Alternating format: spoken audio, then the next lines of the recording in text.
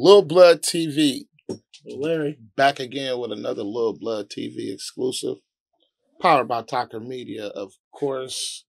This interview right here, it's been a long time coming, and it's very, very special to me because, I pride myself on niggas sit down with me who are not going to sit down with anybody. And I mean, I'm pretty sure you have from every podcast to every whatever and on this side of the planet or the other side of the planet been begging this nigga to do that. And I respect this nigga because a real prominent podcast, we ain't gonna say no names, had him like, man, he like, I can't do it. I told Blood, when I do an interview, I'm gonna do his shit first. Gotcha. And, he gonna see this too. Yeah, he gonna see this shit too. And I appreciate you for that. And not only that, like, whenever I call his brother, he answer the phone. If he don't answer the phone, I'm gonna call him again and he gonna answer, or you feel me? Like he not gonna never leave a nigga no matter what he doing, where he at. And I salute. And whatever this nigga got going on, he try to keep me involved in it. Like, hey bro, we doing this, whether it's a trip to Miami to get familiar with the Yo Gottis and the money bags, or trip to Cabo. Trip to Cabos, man. Trip to Cabos. Trip to Cabos. Passports. Whatever it is, bro. YG type, whatever it is, bro. He gonna tap in with me. Hey, bro, what you doing, man? I need you to do this. I need you to do that. And I'll salute this brother on a whole lot of levels. And not only that, it's like I watched him come up. And for sure. I watched him come up. Nah, this nigga not my day one. We wasn't in the sandbox with each other, but we've been around each other long enough to to see each other progress, to see each other ups and downs, turnarounds, and what have yous. Introducing to some and presenting to others. Davo. What's up, bro? How you doing, King? Blessings, man. Appreciate you. Just want to give you your flowers. A lot of people don't know you go through a lot of shit in this business, bro. And you be on the back end of a lot of controversy and shit. And you just take that shit and press record on the next one. Whether it's managing, recording, DJing, nigga, you do it all. You do it all. Question, bro. Let's take it back for a minute. What started you in this music shit? Oh man, crazy. I want to say probably like my freshman year of high school. It was like an after school program, and they had Fruity Loops, and when they gave it to us, I wanted to be a rapper. I thought I was gonna be a rapper. All the homies, we all thought we was gonna be rappers, and so we made a bet with somebody. I can go home over the weekend and make a song before he could. We had the headset, like the gaming headset, go over your head, rapping there. We thought we was rappers. Long story short, I figured out it wasn't for me. And but as I was trying to be a rapper, I couldn't get beats. This is before YouTube. It wasn't like, I think it was like SoundClick beats or something like that. And so I was like, man, nobody send me beats. I'm gonna make my own beats. Fell in love with making beats. First beat I produced for somebody at the time, HBK Skipper. Shout out Skipper. Shout out Skip. We did a song super early. My beats was trash as fuck. Him and Showbanger, they did the song together. Shout out Showy. Shout out Showy. That's really like one of my boys. And me and Showy just locked in for man. He drive to Sacramento, and I was like, I had a little shitty studio, and we was vibing. Kind of vibe. That's really my boy. We made a lot of music. And that's what kind of got me more and more in tune in the music industry. I didn't know what a manager was. I didn't know what an A&R was. I didn't know shit. I'm like, man, I'm in Sacramento. We have nothing musically coming from here. And at that time, shout out IMC with HBK Gang. That's where I always tell everybody I got like a lot of good game in the music. Isn't that where you got your start at with them? Yeah, for sure. I would say that. I'll for sure say that. Just like learning the business, just seeing things. It was like, nigga didn't know what a publicist was. Nigga didn't know what like hella shit was, or even a distribution company, or how to get your music out. And I like, them was still my guys, like all of them, Cool John, Sue. I was just running around with them for years. We toured, we've done a lot of stuff. I've produced a lot of stuff. But like my main thing I was always really good at was just like introducing people to the right people. And like we made a lot of shit. I feel like I would say that's kind of like where I got my feet wet. When was it when you stepped from, okay, you still do producing. When was it when you stepped from, okay, the producing and the DJing to, okay, let me try this A&R shit. Let me try really being a manager. Let me try.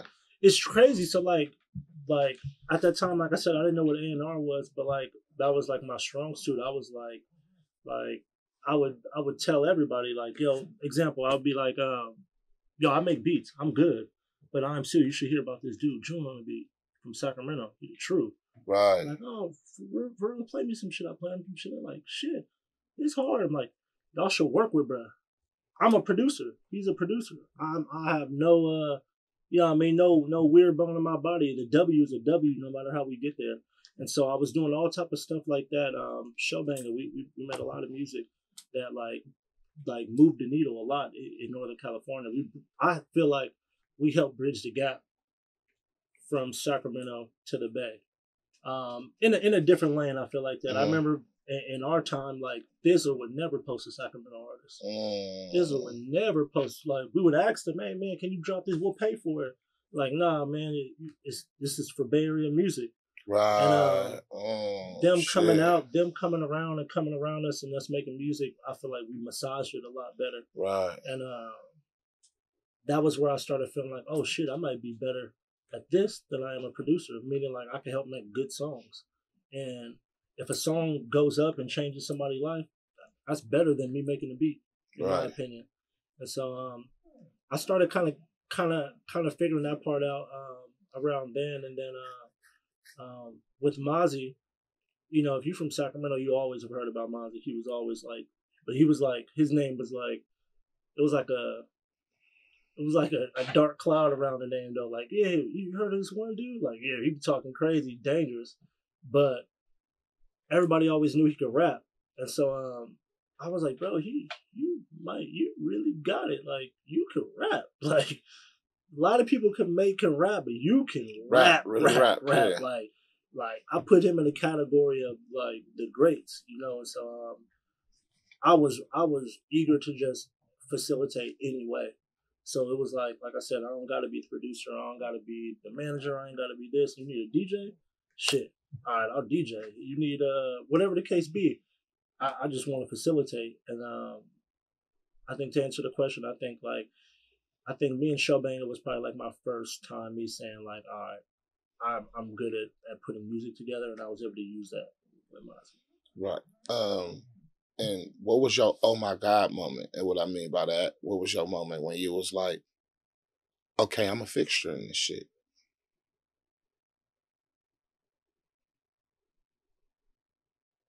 Gotta say Black Panther. Talk to me. Black Panther was like, what the fuck is this, bro? Right. To hear a Sac nigga in a movie, Black Panther, a Marvel movie, that was like, I could die right now, and we did something crazy for the city. Successful. Like, we never did. This is something, you gotta understand where we come from. Shout out to the Bay. Y'all always had like somebody. Right. Whether it was like, you know. And then, not to cut your wisdom, but the Bay kind of overpowered Shaq. It was like the Bay, Shaq was in the Bay's shadow. For sure. Until, you know, you always had the Sebos, you had the Brother Lynches, you had the X-Rateds. For sure. But it was always like, this Shaq is in the shadow. Yeah, it was always like Shaq was the little brother for a long, long time. Right. And but I would say because the Bay always had history of like success in the music world. Of like, you know, there's countless of people, even the people who maybe didn't become superstars. It was so much, you got to see so many people make money off music. Whereas we never got to see nothing. Even like, no disrespect to Sebo or anything. I'm maybe too young. Like I've never seen any, you know, I never seen nothing. I never got to see like these niggas in the city turn, you know, driving around, hella money chains on, all type of shit. I never got to see it. Right. So like it was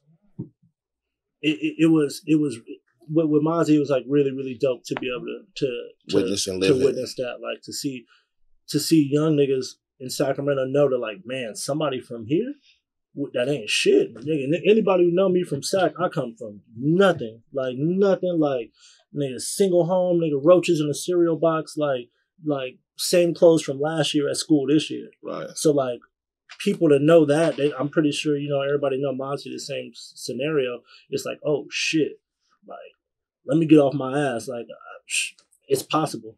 Right. You know what I mean? So I would say Black Panther was really the one that was like, man, that's a worldwide, that's a national thing. Right. That's no longer a local artist. That's no longer as big. I mean, Kendrick Lamar, like, shout out Kendrick Lamar, shouting Mozzy out at the Grammys. That was like, right. Spoiler alert. You probably kill me for saying this, but is it true you didn't want Sleepwalking on the album? Nah, bro. Don't lie, Davo. We on camera. Nah, it's this. Okay, we talk had to the me. album done. We've been working on it. We had the album done. And Maz went and made, we were in the studio every day. We made like 5 songs. He like, all these songs got to go on the album. Right. And I'm like, bro, like, the album's done. The album's done. What you mean?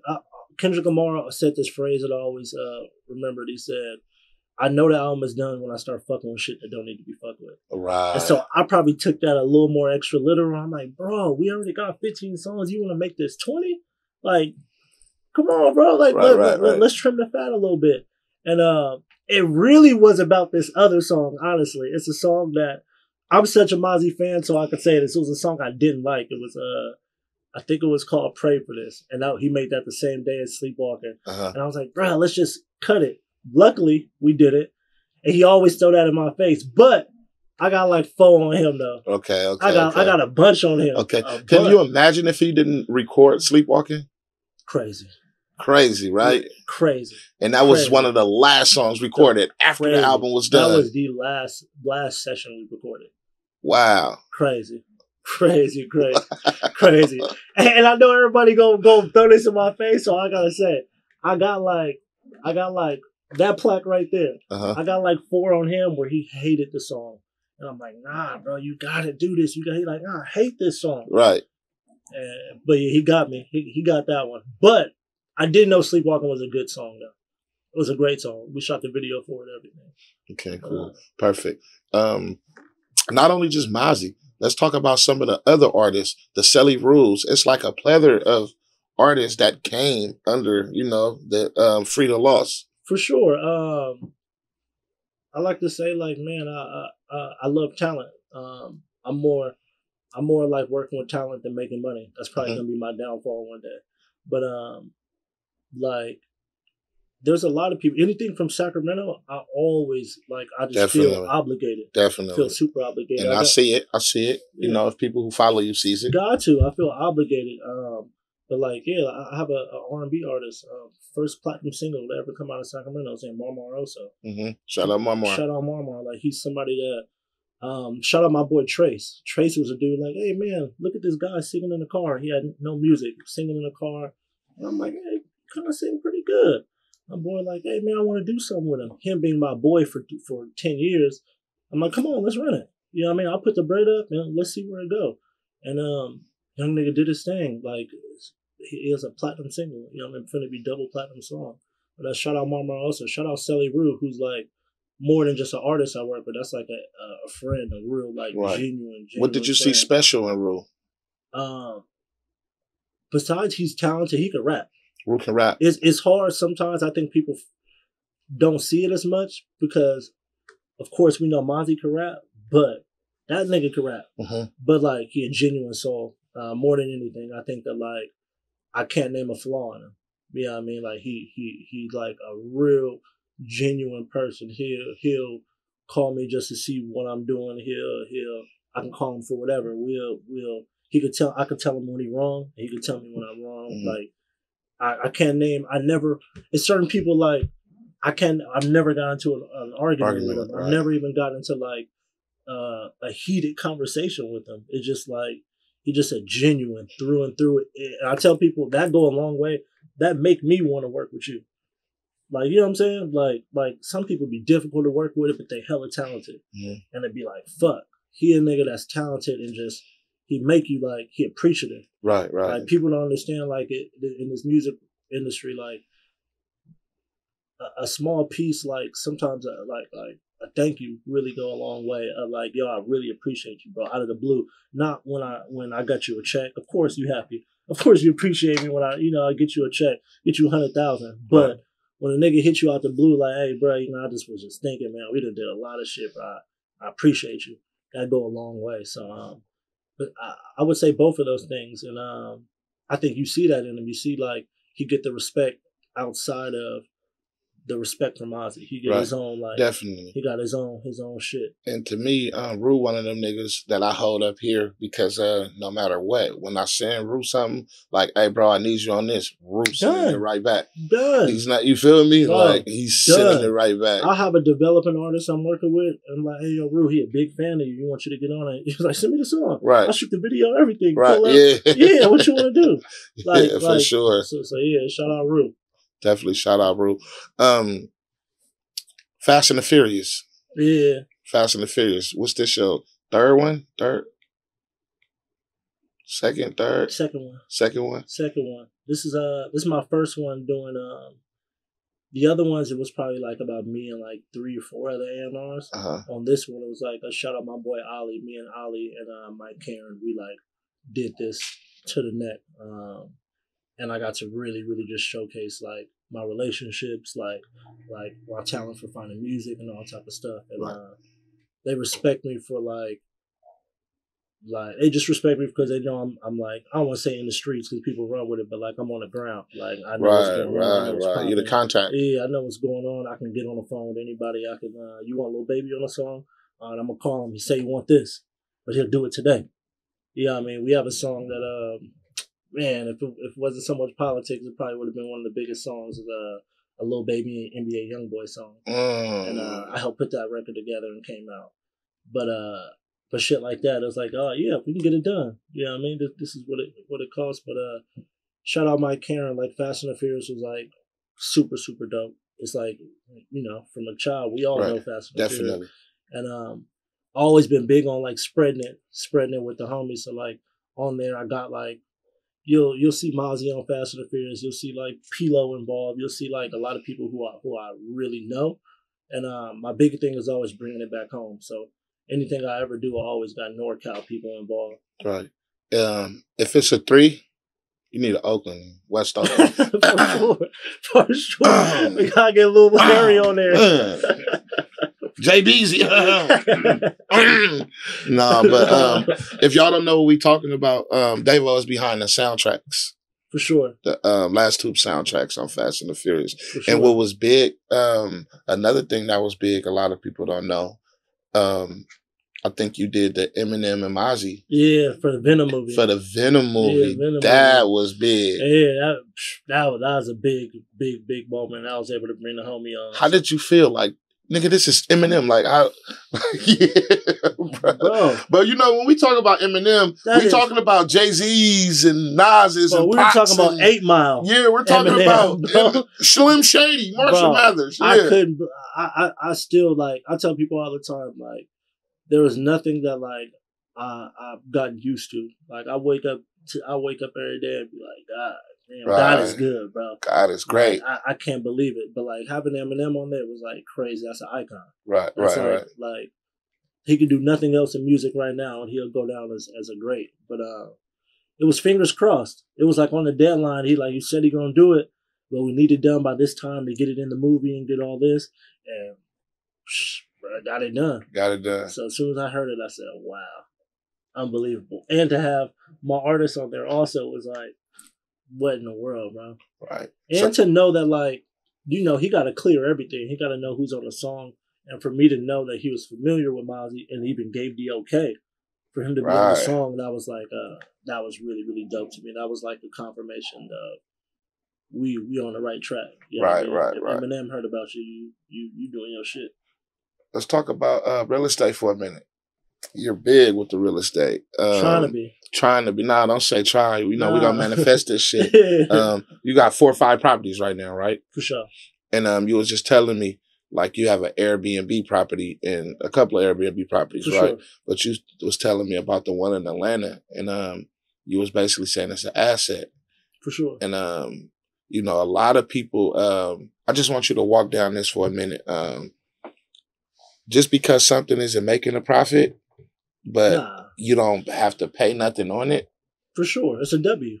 Talk to me. It's a W. Before anything, I'm going to give Mozzy his flowers. You know, I feel like he the nigga that we all kind of like get game from. Mm-hmm. Like when he like, man, we jewelried out. Man, I'm coming out big piece and make everybody, all right, man, I'm calling my jeweler, man, I'm gonna do this. But he was the person that was talking to me about real estate. And we feed off each other. So like the house in Atlanta, like you said, some months it profit, maybe a band or two. The mortgage there like 4,800. But I don't really be tripping about that because that shit is equity. Equity meaning like I can pull this money out later. It's like, so if y'all paying my $5,000 mortgage and y'all pay that shit for 5 years, I mean, what, 5 times 12 is 60, 6 times 5 is 35. That's $350,000. So like, that's free money. You know what I mean? And to me, it's a piggy bank because who knows what I'll do with that money. If I did it, you know, if you have some money too long, they can start fucking it off. But the Airbnb game, that's the only advice I can tell people. I've got to see. I ain't really good with stocks and shit. That should be risky. But Airbnb, bro, if you can get an apartment, you don't even have to buy the house. You can rent an apartment for $1,000 a month and charge $100 a day, and you make your money back in 10 days. You know, the extra 20 days, anything after that is profit. But yeah, in the real estate, that's kind of like, I don't be caring about profit. I just be caring about equity. And like my house where I live at now, I got 2 houses on one lot, and I Airbnb the other house, and I live in my house for free. I pay like my mortgage is $7,000. I do not, and it's a house, fat shit. I live in there free of charge every month, and so it don't always be about like profiting and being rich off this shit, man. It be about just living, maintaining, but equity. And because you know, music, we don't have no, it ain't no retirement plan. Right, I say that all the time. Yeah, it ain't no retirement plan. So like, in 10 years, 15 years, if I could say I got 8 properties and I could be 50 years old and sell them all, and then get $10 million at 50, right, I'm good. I'm set forever. So yeah, real estate. I can't even sit here and give hella advice because I'm learning as I go. Right. But yeah, that's really equity, bro. I don't even care about making money. Right. Children. Why you don't got no children, Devo? Man, I just that shit don't work, huh? No, it ain't even that. Like I think my previous years, like now, you know, I'm with somebody now that like, you know, I'm this is my person. But I think before that, I was this is my person, bro. It's my person. Yeah, it's my person. Yeah, you bro. found that. Yeah, but I think before that, I was just always risky of just ended up with a scallywag. Right. Like, you know what I'm saying? Like, crazy baby mom, crazy shit. Now, y'all ain't together. She fucking a homie. Right. And coming to find out she and Mozzy DM. And then it'd be like, just crazy shit. I always was just hella careful.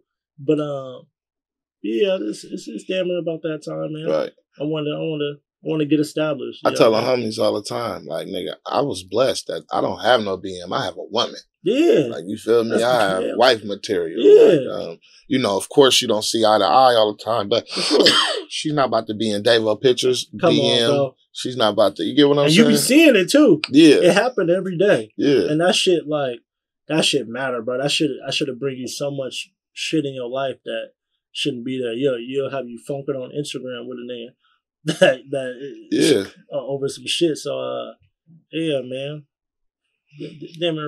But I also feel like I never want to have her early because, you know, like, we all grew up in fucked up ass circumstances. Mm-hmm. So like, it'd be a disrespect to like keep that chain going on in your next next lineage. 5 years from now, what do you see, Davo? Where do you see the company? What is your goal?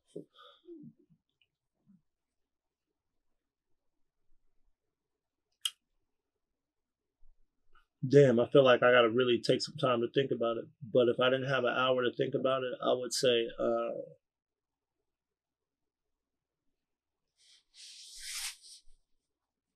starting a label in Sacramento. Like a big shit. Shout out Ghazi, like some empire shit in Sacramento. But how would you do that regarding the politics? Politics gonna be here forever. They've always been here. I try as much as I can to stand clear of it. It's inevitable though.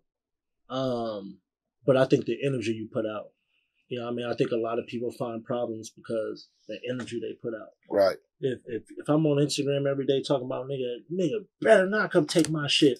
nigga, watch what happened. And nigga try to take it. What you think a nigga gonna do? Nigga gonna try when to he take see it. you? And he ain't gonna try to come take it as easy as he normally would. Now, since you say that, I'm gonna come with force, with super force. I'm gonna come with a rocket launcher, bro, and make sure. And you find yourself in those things. There's a lot of people you see shit happen to, and we always be like, damn, that's not cool because that's a good nigga. That nigga don't want no problems. He ain't begging for no smoke. So like, I always want to be that person, like where it would be crazy for you. I showed so much love to everybody. You can't do that.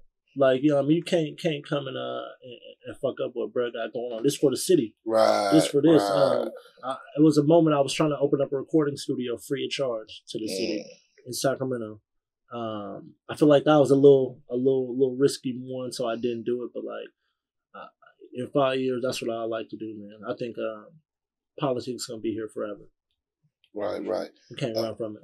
We was talking about something yesterday, and we were saying that we were tired of making the shoot 'em up, bang bang music. For sure. And that we were trying to transition more into that feel good and free music. Being an artist of my stature, you know, the shit I rapped about and the shit I've been doing thus far. Do you think people will be acceptance of that, or it'll be kind of hard to make that transition? I think two things. Your audience grows with you. Okay, talk to me. Second is, I don't want to say it backwards. I think gangster rap music is music about what you're living. Hip hop music, you don't gotta live it. Hip hop music, you can come and say, got $1 million on my neck, and you don't. Gangster rap, we hold you to like a certain caliber of like, you know, I mean, we hear it all the time. That nigga said he did this, and it'd be like, he's not like that, or whatever the case be. I think, but when I say that to say is, as you grow, you're saying, I don't like this style of music anymore. When you were, 10 years ago, nigga, you was head first in it. Yes, sir. And as you grow, everybody should be growing around you. I think that's what you should do. That's healthy. And people will fuck with it. I think we see it all the time. I will say this. I do feel like the world love negativity. Unless it's concerning them. So they love to see niggas going through negative shit. Right. They love to see a nigga get into a fight. They love to see a nigga getting robbed. Or they tell you, it's crazy, man. The internet, you can't win. You can get robbed. Bam. And they clown you. A nigga can come try to rob you and you shoot him and you go to jail and they clown you. Right. No, it's the internet. It's the internet. Beat the internet. So it's undefeated. like, bro, you do what work for you. You do what, like, what you wake up in the morning, and I'm big on Mozzy on that. It's like we don't gotta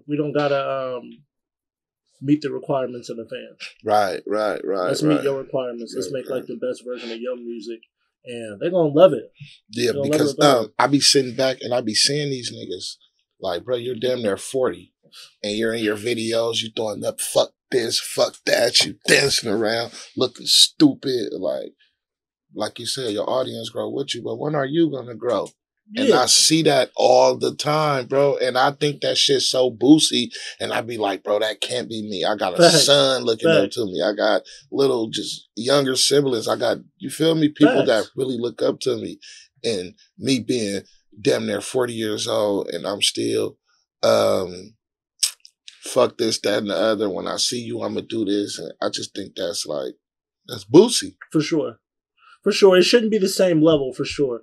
Like, you shouldn't be on the same time you was when you was 18, 19. Now, don't get me wrong. Shit happens. I feel like, in a lot of ways, if a nigga say something about you, I don't care how old you are or whatever the case be, you might bring me, I tell Mozzy, I say, if you hear and somebody here and they throwing a rock at you, the only way y'all could ever be on the same level is if you come in.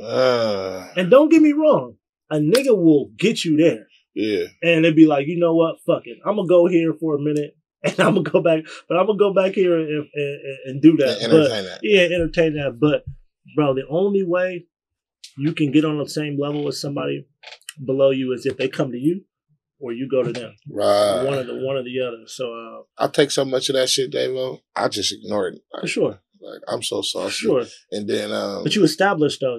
Not even established, you like just comfortable in yourself and like sturdy in like your upbringing, your everything. A nigga can't can't say nothing bad about Lil Blood. So like that's easier for you also too to be able to do that. Right. Man, David, I appreciate your knowledge, bro. I appreciate your truth. We gonna double back and do a part 2. Hell like yeah. Definitely gonna do a part 2, man. I just had to get you in front of these people and just appreciate you, man. Like I said, before we get out of here, I've known him for a while. We've done I've been in his projects. Like I've known him for a very, very, very, very long time. I seen him nodding off in the studio, uncontrollably not able to stay awake. And I'm like, bro, what you doing, bro? So to see what you got going on. Wake up and work. No, wake up and work for sure. Yeah. No, wake up and work. But I'm more saying like to see like your growth, to see like I think the biggest thing about growth is like the wanting to do it. Right. Like we know a lot of niggas who's talented, who raw, but they just trapped in their shit. You a nigga that like always wanted more and never asked for nothing, no handout, no nothing. Yes, sir. And like I said, sturdy.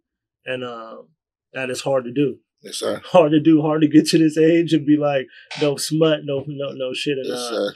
I love what you're doing, love with the podcast, show unlimited love to everybody, to all sides. You didn't come and say, I'm gonna only do it with my niggas. Right. I'm gonna go do it with everybody, people who it might not be politically right. To do stuff with. And even when any type of shit go on, we can expect Lil Blood to stay Lil Blood. Yes, sir. And so like, I want to give you your flowers while we. Thank you, bro. I appreciate that. Any upcoming projects? Any upcoming shit you want to look out for? Man, Mozzy album about to drop. He fresh out. You got a name for it yet? We do, but I don't want to put it out there. Probably change it, but I'm a fan of bruh shit, and so I critique his shit so much, but I would say this is some of his best music. Selly Rue coming. Got a lot of music actually. Got a lot more shit, but yeah, hella shit coming. Selly Rue and Mozzy, them the top 2 that's banging for sure, right now. For sure. Before she kill us, your sister. Oh yeah, Action Pack Barbie. She coming. Oh yeah, she was gonna trip. Shout out Barbie. She was gonna cuss me and Lil Blood out, bro. Barbie actually, before this video even come out, her shit might be out. She got a single that's gonna be out before this. If you ain't familiar with Barbie, she the hardest female I ever heard rap. Yeah, for sure. The hardest female I ever heard rap, bro. And that's not taking nothing from nobody. From nobody. No, like. Bro, she is the hardest bar for bar rapper. Okay. Like bar for bar. That's different than like artists. Bar for bar, I don't. Right. It's not too many. I think that I can fuck with it. But yeah, Barbie, you know what I mean. She next to the throne. Right. Shout out Barbie. Like I said, she was gonna fucking kill us. For sure. She was gonna kill Blood first. Definitely. Sure. But shout out sis, man. Flowers to you. Like bro said, she's definitely one of the. We ain't even gonna put her in the female bracket. She rap better than a lot of niggas. Yes, bro. She out raps a lot of people. But shout out Barbie again. Salute sis. You know, Flowers. We love you. And how can they find you? Dave-O everywhere. DAVE-O. Okay. Everywhere. And last thing, it's on my mind heavily. Up and coming artists. A lot of people look at you, Dave-O, as the go-to man. Like, you feel me? Is your DMs open? Like, how can they contact you? Bro, always. Anybody who know, like, man, I knew you send me a song. Bro, there's a kid named Miles. I don't want to say kid, he's a grown-ass man now. But a kid named Miles, somebody sent me, my boy Blaze sent me his, shout out Blaze. He sent me a song by him. And this is a nigga, you know, he ain't, no disrespect, he ain't got nothing going on. But he's so hard, I'm like, I need to hear this dude raps. Another dude, Friday, shout out Friday. I heard him on Instagram singing. And I DM'd him like, hey nigga, is this you singing in this video? He like, yeah, this is before, you know, God did everything. And I'm like, hey, I need to see if this is really you, bro. I'm going to get you a fly to LA, but I need to see if this is really you making this music. And so I'm saying that to say, like, hell yeah. Send me shit, like, tag me and shit. Like, if it's fire, anybody who know me know I'll comment on somebody who is not politically correct to comment on and be like, this is fire. Right. You know? And it's true because I sent him a few people and he pulled them in immediately. For sure. Like, for Barbie, sure. For sure. Lil Blood was like, hey, you got to tap in with this girl. I'm like, who is this? Yeah, I feel like next thing you know, she was here recording. Yeah, she was here recording. And it's crazy. Just to speak on that story, I was down here. And Dave was like, bro, just pull up to the lab. And I pulled up Barbie here. He like, bro, I didn't even know y'all was both down here. But it was dope to see her in her element, and she wowed everybody. I remember her first session in here. For sure. And I think she did like 4 songs just like immediately. Crazy ones, yeah. And it was like, damn. But definitely, man, DM Davo, hit him. For sure. He ain't no Hollywood nigga. He for sure reached back. And yeah, like for sure. And just to say this shit do not happen overnight. Hell no. This shit do not happen overnight. So even if a nigga tap in and reach back, please don't expect, oh, next week you're going to be on. Next week you're going to have a bag. Man, it took me a decade. It took, you know what I mean? It took me a long time. Like, you know, I was making music and still fucked up in real life. Yeah. You know what I mean? Sleeping on people's couches, sleeping on like family members. So like, and on tour. Right. Like, you know what I mean? On tour back in the day, like fresh off tour, then going to sleep on the couch. Right. So like that shit, it ain't overnight. You know what I mean? And that's like my message to people is like, nigga, if you keep working and keep working, even when it feel janky, that shit will crack at some point. Like we've seen it over and over again. That shit will crack at some point. Yes, you might not make 100 million, but you might make 100,000. Right. Something beats nothing. Bro, something beats nothing, bro. Legal money will always be better than trap money forever. You know what I mean? So, yeah, you have it, man. Lil Blood, Davo, Taka Media, over and out. Yeah.